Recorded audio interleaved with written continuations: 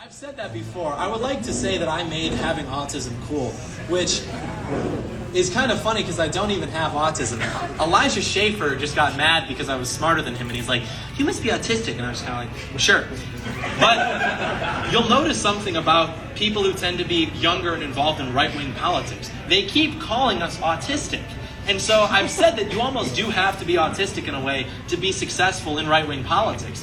And what I mean by that is something that I think we all know is true, which is that think about the battle that we have up ahead.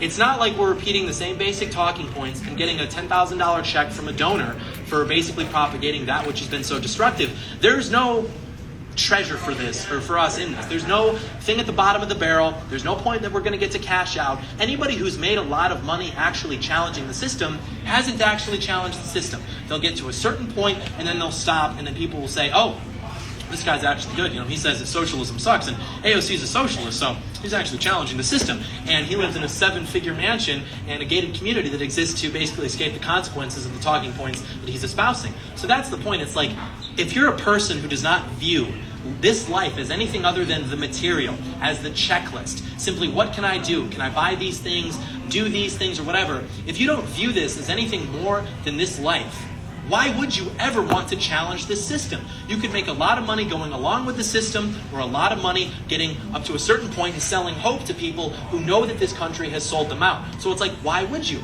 You have to be fixated. You have to have your heart in the right place. And to a class of people who has been so eroded from anything that transcends this physical life, they literally could only view that fixation and not understand it in terms of the spiritual, in terms of good and evil, but only in terms of the medical. Like, oh, you want to save your country and you're willing to die doing it? You must have autism. Yeah, maybe I do, okay? That's epic.